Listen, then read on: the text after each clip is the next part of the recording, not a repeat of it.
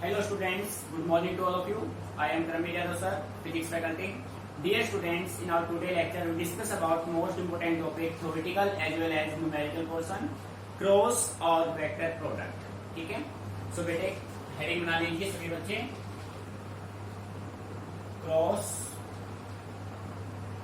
और vector product.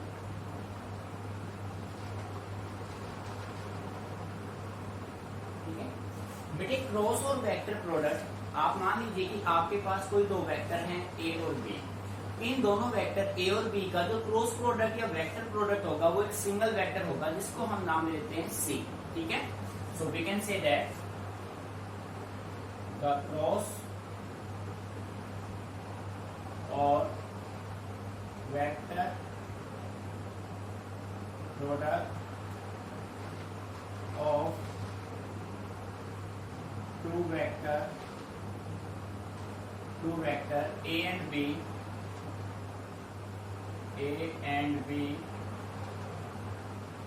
is an another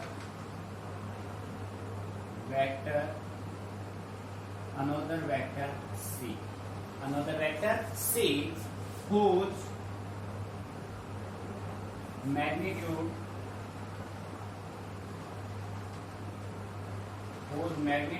is equal to the product of magnitude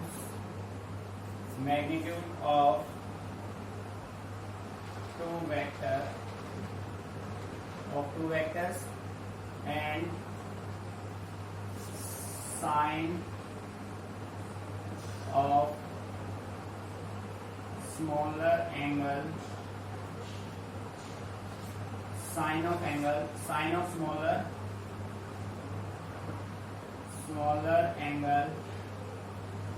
between them. बेटे concept को ध्यान से समझिए. आप मान लीजिए कि आपके पास कोई दो वेक्टर्स हैं, vector A and B. The cross or vector product of two vectors A and B is an another vector C. A और B का जो प्रोडक्ट होगा, जो क्रॉस प्रोडक्ट होगा, वो एक another vector C होगा. C is a unit vector whose magnitude is equal to the product of magnitude of two vectors and sine of smaller angle between them. So बेटे mathematical वे में आप ऐसे right कर सकते हैं. मान लीजिए एक वेक्टर हो गया A क्रॉस सेकेंड वेक्टर हो गया B. सो आप इसको ऐसे राइट कर सकते हैं, this is equal to another unit vector C. बेटे सी आपका है यूनिट वेक्टर. ठीक है, देखो भाई सी यहाँ पे यूनिट वेक्टर. और बेटे जब इनके डायरेक्शन आप रिप्लेस करेंगे तो आप इसको ऐसे राइट कर सकते हैं A B sine theta into unit vector C. बेटे मीनिंग समझ में आ रहा है. जब आप ए क्रॉस बी को सोल्व करेंगे, डायरेक्शन को रिप्लेस करेंगे तो ये क्रॉस किसको रिप्लेस क्या जाएगा, क्रॉस के साथ साइन, यानी कि साइन थीटा किसको रिप्लेस कर देगा, क्रॉस को. और आप इसको ऐसे राइट कर सकते हैं, it can be read as a cross. Dear student अपने माइंड में ये रखिए कि आप इसको मल्टीप्लाई नहीं बोल सकते हैं, आप इसको बोलेंगे ए क्रॉस बी या ए प्रोडक्ट. कौन सा प्रोडक्ट, वेक्टर प्रोडक्ट. ए वेक्टर प्रोडक्ट बी. नहीं समझ में आ रहा है. गलती से भी आप ये नहीं कह सकते ए मल्टीप्लाई बी, आप बोलेंगे ए क्रॉस बी. और जब बेटे आप डायरेक्शन को रिप्लेस करेंगे तो आप यहाँ पे यूज करेंगे साइन थीटा. मीनिंग समझ में आ रहा है. तो साइन थीटा किसको रिप्रेजेंट करता है, sine of smaller angle between two vectors A and B को. मीनिंग यहाँ तक क्लियर.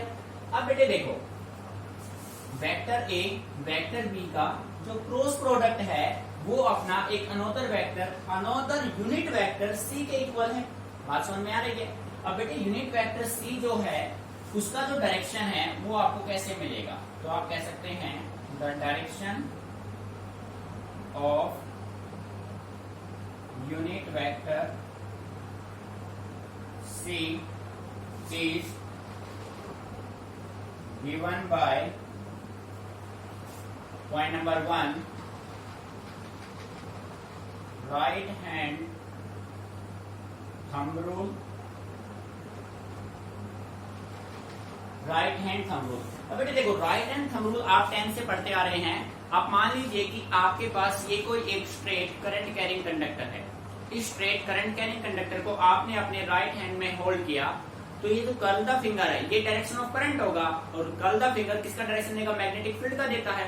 तो सेम कंडीशन यहाँ पे आप नोटिफाई करेंगे, ठीक है, राइट हैंड थंब रूल। और बेटे सेकंड आपका होता है right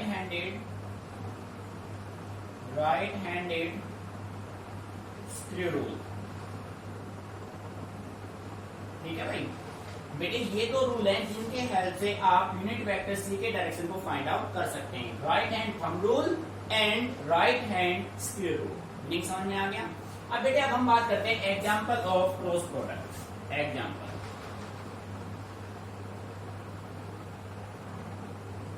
example of cross product. तो बेटे फर्स्ट एग्जांपल हमने लिया टॉर्क। बेटे टॉर्क का सिंबल होता है टाउ, और टॉर्क होता है रोटेटिंग इफेक्ट ऑफ फोर्स, जिसको आप स्टडी करेंगे 11th के 5th यूनिट में रोटेशनल मोशन में, ठीक है। जब आप किसी भी ऑब्जेक्ट पे रोटेशनल इफेक्ट में कुछ फोर्स एक्सर्ट करते हैं तो बेटे वो क्या बनता है? टॉर्क। तो टॉर्क आपका होता है R क्रॉस F, ठीक है। सो डियर स्टूडेंट, जब आप इनके डायरेक्शन रिप्लेस करेंगे तो आप इसको ऐसे राइट करेंगे R F साइन थीटा। बेटे आया मीनिंग समझ में? R क्रॉस F को कैसे राइट करेंगे? R F sine theta. जब आप क्रॉस प्रोडक्ट को रिप्लेस करेंगे तो क्या आएगा? साइन थीटा, ठीक है। अच्छा, सेकंड एग्जांपल आपने लिया एंगुलर मोमेंटम। एंगुलर मोमेंटम, बेटे एंगुलर मोमेंटम का सिंबल होता है L, और एंगुलर मोमेंटम आपका होता है मूवमेंट ऑफ लीनियर मोमेंटम। यानी कि लीनियर मोमेंटम को आप डिस्टेंस से मल्टीप्लाई कर देंगे तो क्या बनेगा? ये एंगुलर मोमेंटम। R आपका है रोटेशनल डिस्टेंस, और P आपका क्या है? लीनियर मोमेंटम, ठीक है। तो बेटे इसको आप ऐसे राइट करेंगे R P साइन थीटा, ठीक है। मीनिंग समझ में आ रहा है? थर्ड एग्जांपल आपने लिया टेंजेंशियल एक्सेलरेशन। टेंजेंशियल एक्सेलरेशन, ठीक है, ए के साथ टी। तो बेटे जो AT होता है वो आपका होता है R एल्फा। बेटे एल्फा आपका है एंगुलर एक्सेलरेशन, ठीक है। तो आप इसको राइट कर सकते हैं R एल्फा साइन थीटा। ये आपका है एंगुलर एक्सेलरेशन, ठीक है, एल्फा। समझ गए? ये आपका रिजल्ट बनेगा। ऐसे आप और एग्जांपल ले सकते हैं, ठीक है। जैसे हम बात करें सेंट्रीपिटल एक्सेलरेशन की, नंबर 4 आपने लिया सेंट्रीपिटल एक्सेलरेशन। तो बेटे सेंट्रीपिटल एक्सेलरेशन AC का जो फॉर्मूला आपका बनेगा वो आपका होता है, AC का जो फॉर्मूला होता है वो आपका होता है angular speed omega cross linear velocity v। तो बेटे इसको भी आप राइट कर सकते हैं ओमेगा v साइन थीटा। नहीं समझ में आ रहा है? ये सभी जैसे ये अपना है ओमेगा है यहाँ पे एंगुलर वेलोसिटी, एंगुलर वेलोसिटी, ठीक है। अल्फा है एंगुलर एक्सेलरेशन, एंगुलर एक्सेलरेशन, ठीक है बेटे। मीनिंग आ रहा है समझ में? v आपका क्या? Linear velocity. ऐसे और भी एग्जांपल आपके पास हैं, ठीक है। तो बेटे अच्छे से एक बार इसको नोट कीजिए, समझना है। फिर इसके बेस पे हम कुछ फॉर्मूले डेराइव करेंगे और फिर उन फॉर्मूलों पे हम न्यूमेरिकल इंप्लीमेंट करेंगे, ठीक है। Note it down.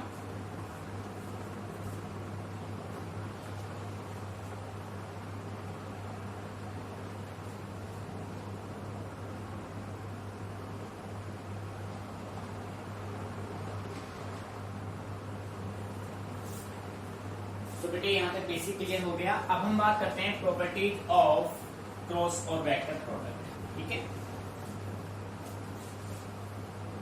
बेटे ध्यान दीजिए,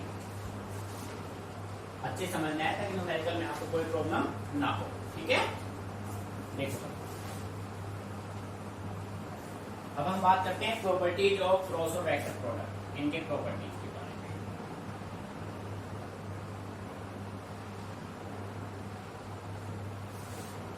ठीक है बेटे, फर्स्ट प्रॉपर्टी आपका होगा क्रॉस और vector product of two vector is anticommutative. बेटे ध्यान से समझना, देखो भाई हम ये कहते हैं क्रॉस और vector product of two vectors is anti commutative. Anti means opposite उसके। कैसे? हम एग्जांपल समझते हैं, मान लीजिए एक वेक्टर आपके पास है ए क्रॉस बी, तो बेटे ए क्रॉस बी को आप कैसे राइट कर सकते हैं? आप इसको राइट करेंगे माइनस बी क्रॉस ए। आ रहा है मीनिंग समझ में? तो बेटे नेगेटिव साइन किसको रिप्रेजेंट कर रहा है? अपोजिट डायरेक्शन को, एंटी हो गया ना उसके। ए क्रॉस बी क्या हो जाएगा? Minus B cross A. Meaning समझ में आ रहा है? अगर आप ए और बी के पोजीशन को चेंज करते हैं तो आपको क्या यूज करना होगा? आपको नेगेटिव साइन यूज करना होगा। फर्स्ट प्रॉपर्टी के लिए। सेकंड पॉइंट आप ये कह सकते हैं क्रॉस और वेक्टर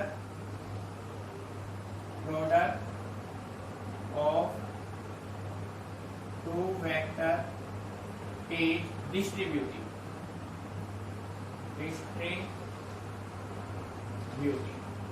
बेटी डिस्ट्रीब्यूटिव क्या होता है वो देखो। अब मान लीजिए आपके पास कोई वेक्टर है, vector A cross vector B plus vector C. बेटे मेन समझना है क्योंकि न्यूमेरिकल आप इनमें सोल्व करेंगे। Vector A cross vector B plus vector C, it can be written as vector A को बी से मल्टीप्लाई क्रॉस कीजिए, vector A cross vector B, sine क्या आएगा? प्लस का, vector A cross vector B. बेटे आया मैंने समझ में? आप इनको ऐसे राइट कर सकते हैं। ये कौन सा लॉ होगा? डिस्ट्रीब्यूटिव लॉ होगा। ठीक है, बात समझ आ रही है? उसी तरीके से थर्ड पे आप कह सकते हैं क्रॉस और vector product of two vector is associative. देखो बेटे एसोसिएटिव का मीनिंग क्या है? अब मान लीजिए कि आपके पास है कोई vector A cross B, sorry A plus B ले लो, vector A plus vector B cross vector C plus vector D. बेटे ध्यान से देखो, vector A plus vector B cross vector C plus vector D, it can be written as vector A को multiply कीजिए vector C से, vector A cross vector C, plus का sign, vector A को किससे? डी से, vector A cross vector D. बेटे ए का सी से हो गया, ए का डी से, अब वेक्टर बी को सी के साथ, plus vector B cross vector C, अब वेक्टर बी को वेक्टर डी के साथ, plus vector B cross vector D. बेटे आया मैंने समझ में? ये जो आपका होगा ये होगा एसोसिएटिव प्रॉपर्टी। कौन सा होगा? एसोसिएटिव। भाई वेक्टर के बेसिकली 3 प्रॉपर्टीज होते हैं वेक्टर और क्रॉस प्रोडक्ट के। एक आपका होगा एंटी कम्यूटेटिव, एक आपका होगा डिस्ट्रीब्यूटिव, एक आपका होगा एसोसिएटिव। ठीक है, भाई तीनों फॉर्मेट अच्छे से अपने माइंड में सेट कर लेने हैं। इन तीनों में से सबसे इंपॉर्टेंट फॉर्मेट आपका ये है। अब इस फॉर्मेट के बेस पे हम यहाँ पे कुछ प्रॉब्लम सोल्व करेंगे। देखो इसी के बेस पे, एंटी कम्यूटेटिव के बेस पे। क्लियर? ये देखो एंटी कम्यूटेटिव के बेस पे हम यहाँ पे सोल्व करेंगे। आपने देखा ए क्रॉस बी आपका हुआ माइनस बी क्रॉस ए। बेटे अपने पास 3 कोऑर्डिनेट्स होते हैं। देखो ध्यान दीजिए, Z axis, Y axis, X. बेटे कंप्लीट न्यूमेरिकल अब जो फॉर्मेट हम बना रहे हैं उसी के बेस पे आप सोल्व करेंगे। X axis, Y axis, Z axis. X का कोऑर्डिनेट होता है आई वेक्टर, वाई का होता है जे, और बेटे जेड का होता है के। ये आपको माइंड में सेट करके रखना है। ये अपना हो गया ओरिजिन। ठीक है, 0 0 0। ये जेड का, ये एक्स का, ये वाई का। बात समझ में आ रही है? ठीक है, क्लियर? आई किसी के साथ लिखा हुआ है तो एक्स एक्सिस को रिप्रेजेंट करेगा, जे वाई एक्सिस को, जेड के जेड एक्सिस को। ठीक है, तो बेटे आप ये कह सकते हैं कि जब आपके पास, बात को समझना ध्यान से, जब आपके पास ये सबसे इंपॉर्टेंट प्रॉपर्टी है, इंपॉर्टेंट है बेटे, फर्स्ट पॉइंट में यहां पे नोट कर रहा हूं, वेक्टर आई क्रॉस आई हमेशा क्या होगा, जीरो। जहां भी आपको आई क्रॉस आई नजर आए उसकी वैल्यू क्या रखोगे, जीरो। ठीक है। जब आपके पास जे क्रॉस जे हो तो उसकी वैल्यू क्या होगी, जीरो। जब आपके पास के क्रॉस के हो तो उसकी वैल्यू क्या होगी, जीरो। बेटे आई क्रॉस आई हमेशा जीरो, जे क्रॉस जे हमेशा जीरो, के क्रॉस के हमेशा जीरो। ठीक है। उसी तरीके से जे फिर आप कह सकते हैं आई क्रॉस जे हमेशा किसके इक्वल होगा, के। बेटे ध्यान देना, आई क्रॉस जे किसके इक्वल होगा, के के। यानी कि आई जे के, जो लास्ट बचेगा। नंबर 2 जे क्रॉस के, क्या बच गया, आई जे के, तीनों वेक्टर शामिल होंगे, आई जे के आई। नंबर 3 के वेक्टर के cross vector I is equal to vector G. बेटे सबसे इंपॉर्टेंट कंसेप्ट है कंप्लीट क्रॉस प्रोडक्ट का, ये अच्छे से माइंड में सेट कर लेना। वेक्टर आई को वेक्टर आई से क्रॉस करेंगे, रिजल्ट आएगा जीरो। क्यों आएगा उसका भी रीजन अभी हम आपको देते हैं, क्योंकि जब दो वेक्टर सेम डायरेक्शन में होंगे तो थीटा बनेगा जीरो। क्यों होगा, प्रूव करते हैं इसको हम। देखो आई क्रॉस आई जीरो, जे क्रॉस जे जीरो, के क्रॉस के जीरो। आई को जे से करेंगे तो क्या आएगा, के। जे को कैसे करेंगे, आई। के को आई से करेंगे, जे। ठीक है। इसी वे में पॉइंट नंबर 1 आपने लिया, इसको रिवर्स कर दो। अगर आप जे को क्रॉस करेंगे आई से तो बेटे आपको मिलेगा माइनस के। यहाँ पे देखो फर्स्ट पॉइंट पहला, ए क्रॉस बी किसके इक्वल था, माइनस का बी क्रॉस ए। ठीक है। जब आई क्रॉस जे के इक्वल है, बेटे ध्यान देना, जब आई क्रॉस जे के इक्वल है तो जे क्रॉस आई किसके इक्वल होगा, माइनस के। यही एंटी कॉम्पिटिटिव है। सिमिलर वे में जब जे क्रॉस के आई के इक्वल है तो बेटे के क्रॉस जे किसके इक्वल होगा, माइनस आई के। जब के क्रॉस आई जे के इक्वल है तो बेटे आई क्रॉस के इज इक्वल टू माइनस के। आया समझ में? सबसे इंपोर्टेंट कंसेप्ट है, माइंड में सेट कर लो। अब ये जीरो क्यों आए इसकी भी हम बात करेंगे। पहले आप एक बार इनको अच्छे से नोट कर लीजिए, कोई भी पॉइंट समझ में नहीं आ रहा है तो आप डिस्कस करो। ठीक है।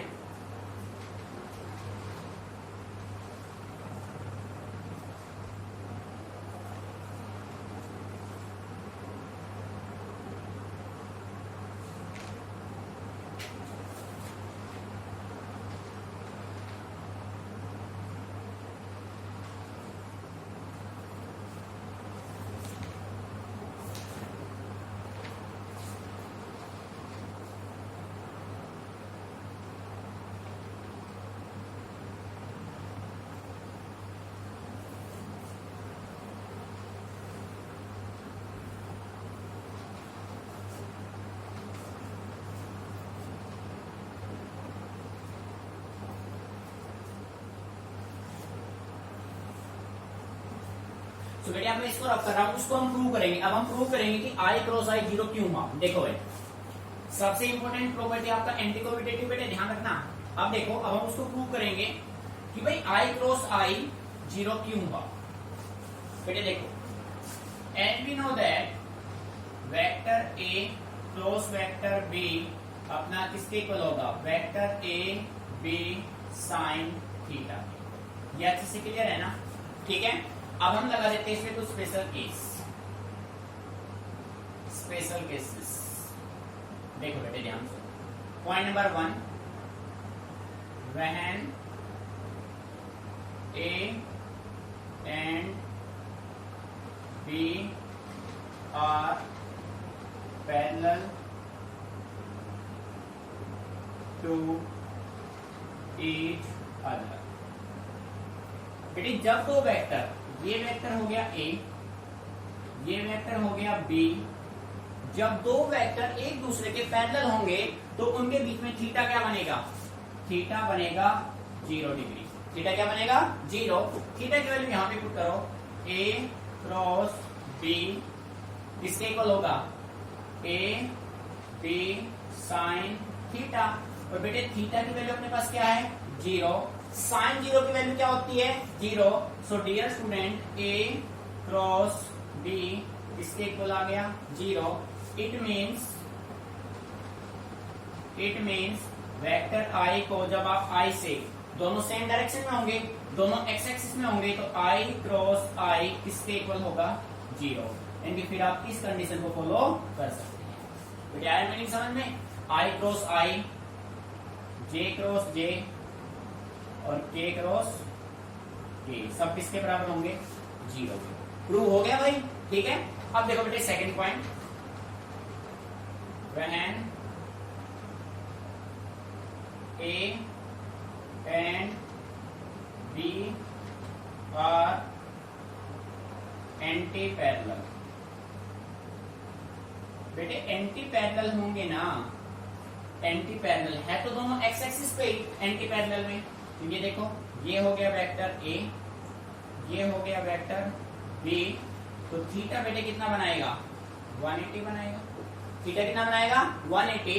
जैसा कि आपको क्लियर है, A cross B, A B sine 180, तो बेटे आप कह सकते हैं ए क्रॉस बी इसके बराबर आएगा 0 के आएगा। अरे हाँ या ना? मीनिंग आ गया समझ में? बेटे ये कंडीशन फॉलो हो गए आपके। आप देखो point number 3, when A and B are perpendicular,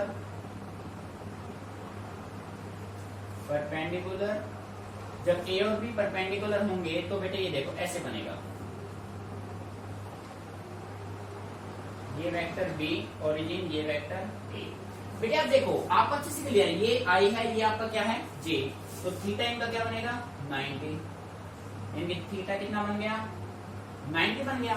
theta 90 बनेगा तो आप ये कह सकते हैं कि A cross B is equal to A B sine 90।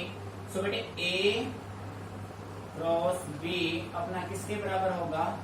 AB, ठीक है, हो गया प्रूव।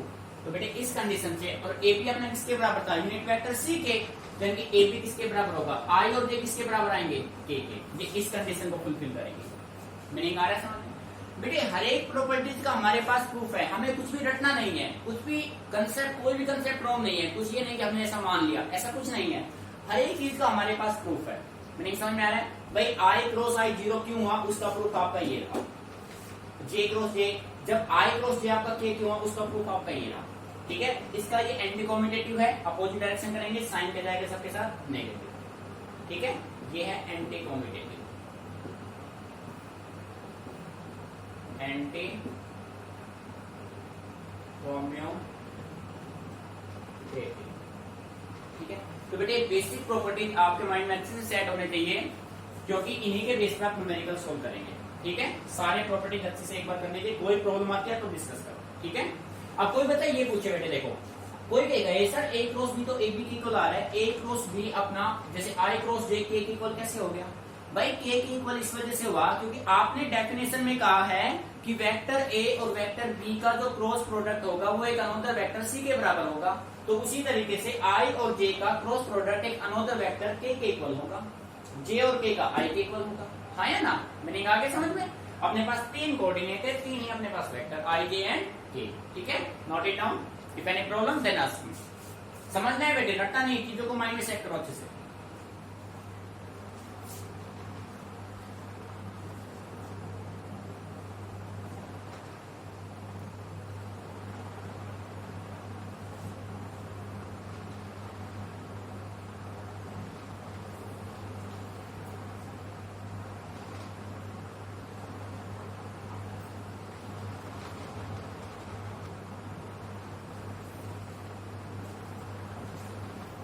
बेटे अब हम आपको कुछ प्रॉपर्टीज दे रहे हैं जिसका बेसिकली न्यूमेरिकल्स में यूज करेंगे। ठीक है, वो प्रॉपर्टीज आपको अच्छे से लर्न करने, सबसे पहले आप इनको अच्छे से स्टडी कीजिए। ठीक है, उसके बाद कुछ प्रॉपर्टीज और हम आपको दे रहे हैं जिसके बेस पर आप न्यूमेरिकल सोल्व करेंगे। ठीक है बेटे, ये आप ये मत मानिए कि आपको फिजिक्स में यूज होगा। जब आप 12th में मैथमेटिक्स में एंट्री करेंगे तो कंप्लीट मैथ में आपका एक चैप्टर बन गया वेक्टर्स का, तो वेक्टर हम आपको +1 में फिजिक्स में ही सिखा देंगे, जो कंप्लीट आपको मैथ में यूज होने वाले हैं। ठीक है, और बेटे कॉम्पिटिशन में डेफिनेटली वेक्टर पार्ट से क्वेश्चन डेफिनेटली आता है भाई, अपने बोर्ड एग्जाम में तो आएगा ही, कॉम्पिटिशन में भी डेफिनेटली यहाँ क्वेश्चन बनता है। इनको एक बार अच्छे से नोट कर लीजिए, समझ लीजिए, उसके बाद कुछ प्रॉपर्टी हम यहाँ पे डिस्प्ले कर रहे हैं, ठीक है।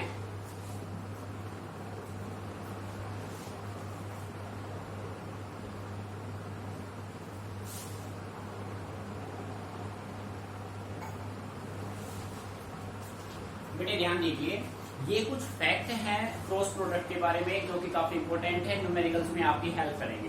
ये सारे आपके माइंड में होने चाहिए, ठीक है। और बेटे कोई भी फैक्ट माइंड में कब होगा, जब आप उसको प्रैक्टिस में लेंगे, ठीक है। देखो, a unit vector C perpendicular to vector A as well as perpendicular vector B is. भाई हमने कहा था कि आपके पास दो वेक्टर हैं। फर्स्ट स्टेटमेंट में हमने कहा है आपके पास दो वेक्टर हैं, वेक्टर ए और बी।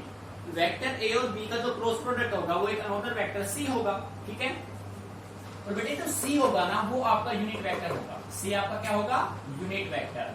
और बेटे यूनिट वेक्टर आप ऑलरेडी डिस्कस कर चुके हैं। यूनिट वेक्टर का फॉर्मूला होता है vector A divided by magnitude of vector B. So आप कह सकते हैं unit vector C is equal to vector A cross vector B divided by vector A cross vector B का क्या लेना है बेटे, मैग्नीट्यूड। नहीं समझ में आ गया? तो इस तरीके से आप unit vector C find out कर सकते हैं। फॉर्मूला क्लियर है? अच्छा बेटे सेकेंडली ध्यान रखना, आप जब फिफ्थ यूनिट रोटेशनल मोशन में जाएंगे तो इस प्रॉपर्टी का सबसे ज्यादा यूज आप करेंगे वहां, ठीक है। Cross product of parallel vector is zero. आप मान लीजिए कि आपके पास कोई तो वेक्टर्स ऐसे, एक वेलोसिटी ये हो गया, एक वेलोसिटी ये हो गया, दोनों एक दूसरे के पैरेलल। पैरेलल में थीटा बनेगा जीरो, तो उनका जो क्रॉस प्रोडक्ट होगा बेटे वो क्या होगा, वो जीरो होगा। मीनिंग आ रहा है समझ में? B cross B zero, R cross R zero, A cross A भी क्या होगा, जीरो। मीनिंग अच्छी क्लियर? माइंड में रखिए permanently. Volume of the parallelepiped whose three sides are represented by the three vector is given by scalar। बेटे देखो भाई, product आपके पास टू टाइप्स के होते हैं बेटे, एक होता है स्केलर और एक होता है वेक्टर। सबसे पहले हम स्टडी कर रहे हैं वेक्टर को, उसके बाद स्टडी करेंगे स्केलर को। स्केलर के साथ, स्केलर को बोलते हैं डॉट, इस सिंबल को बोलते हैं आप डॉट, बात को ध्यान रखिए, डॉट। और इसको बोलते हैं क्रॉस, ठीक है भाई। तो प्रेजेंट में अभी आप स्टडी कर रहे हैं क्रॉस को, फिर हम स्टडी करेंगे डॉट को। तो बेटे कहता है given by scalar triple product of three vector. आपके पास थ्री वेक्टर हैं ए बी और सी। ए और बी का आपने लिया क्रॉस प्रोडक्ट, और ए बी के क्रॉस को आपने डॉट, ये आपका है dot product, dot product,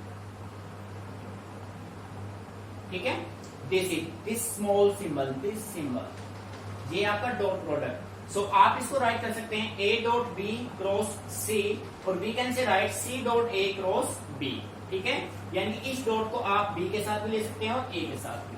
meaning समझ में आ रहा है? और एक अपना किसके बराबर होगा, this is equal to volume of parallelepiped, ठीक है बेटे। सबसे इंपॉर्टेंट कंसेप्ट है, ध्यान रखिए। उसके बाद देखो, if any of the given three vector A B C are parallel. बेटे दो वेक्टर पैरेलल हो तो उनका क्रॉस प्रोडक्ट क्या आएगा, जीरो। जब तीन वेक्टर पैरेलल हो, तीन वेक्टर पैरेलल हो तो दो का रहेगा क्रॉस और एक के साथ क्या बनाएगा वो, डॉट। ये अपना वापस क्या आ गया, डॉट प्रोडक्ट, डॉट प्रोडक्ट। और बेटे इस कंडीशन में क्रॉस और डॉट सभी का सम किसके बराबर होगा, जीरो के बराबर। जब दो वेक्टर पैरेलल हैं तो उनका क्रॉस प्रोडक्ट हमेशा क्या आएगा, जीरो। जब बेटे थ्री वेक्टर्स की बात करें, स्पेस की बात करें, थ्री डायमेंशन की बात करें, तो उस कंडीशन में आपके पास डॉट प्रोडक्ट भी होगा, क्रॉस भी होगा, सभी का मल्टीप्लाई क्या होगा, जीरो। इंपॉर्टेंट फैक्ट है भाई। अच्छा अब देखो भाई, if A B and C are coplanar, देखो कैसे कोप्लानर होते क्या है बेटे, ये मान लिया आपने,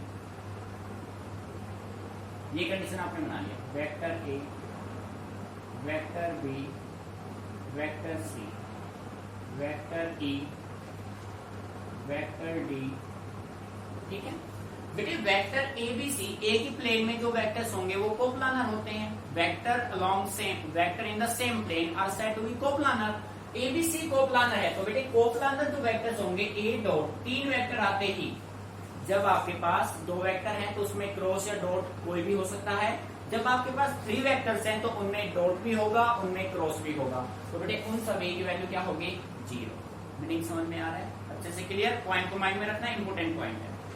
angle between A plus B, बेटे ये प्लस है, क्रॉस नहीं है। A plus B and A cross B को हमेशा किसके इक्वल होगा, 90 डिग्री के ऊपर, ठीक है। क्योंकि ये किसको फॉलो करेगा पता है, ये फॉलो करेगा एसोसिएटिव प्रॉपर्टी, ठीक है। A plus B, A cross B की वैल्यू बेटर रहेगी, एंगल कितना थीटा बनाएगा, वो हमेशा बनाएगा 90 डिग्री। तो डियर स्टूडेंट, ये फैक्ट है जो कि आपके माइंड में सेट होने चाहिए। जब कोई भी न्यूमेरिकल्स आप सोल्व करेंगे तो ये फैक्ट डेफिनेटली यूज होंगे। ठीक है बेटे, अच्छे से एक फैक्ट को माइंड में सेट करना है। कोई भी प्रॉब्लम आती है तो अपने से डिस्कस कीजिए। ठीक है, अब इसके बाद अभी भी अपना वेक्टर प्रोडक्ट कंप्लीट नहीं हुआ है। इसके बाद नेक्स्ट हम टॉपिक सोल्व करेंगे Cartesian form of vector product, फिर उसके न्यूमेरिकल इंप्लीमेंट करेंगे। 2 लेक्चर में हम इसको सोल्व करेंगे। ठीक है,